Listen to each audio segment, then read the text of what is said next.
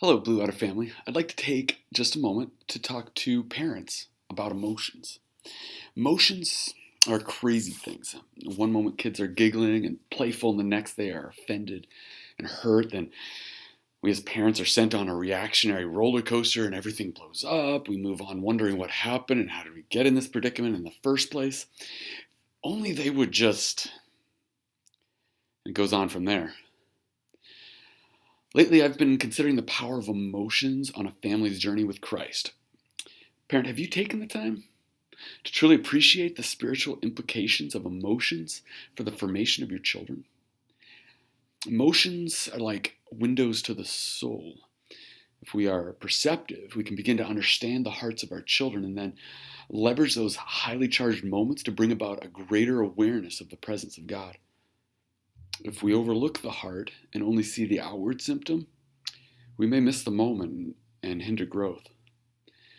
Children are a big, giant jumble of emotions. They don't know what to do with them.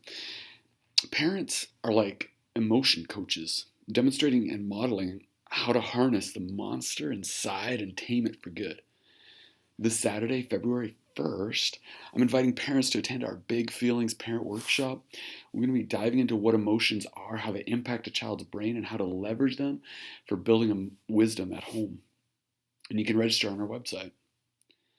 The scriptures are filled with emotional prayers, responses, and conversations.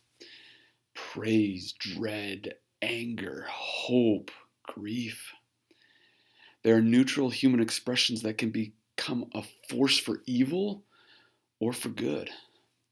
Parents, coach your children's emotions well, for how they handle them will impact the rest of their life. I'll leave you with the emotionally encouraging Psalm 42. As the deer pants for streams of water, so my soul pants for you, my God. My soul thirsts for God, for the living God. Where can I go and meet with God? My tears have been my food day and night.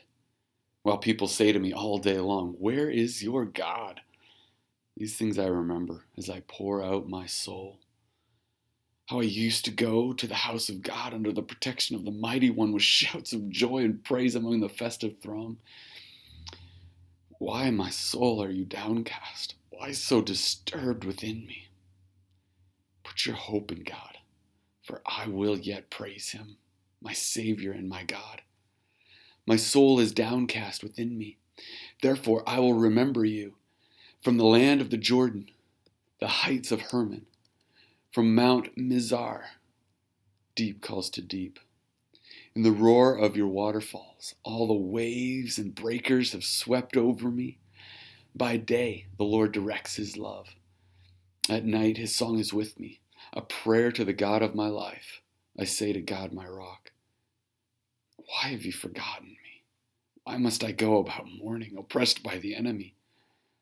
My bones suffer mortal agony as my foes taunt me, saying to me all day long, where is your God?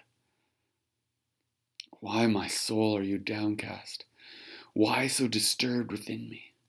Put your hope in God, for I will yet praise him, my Savior and my God.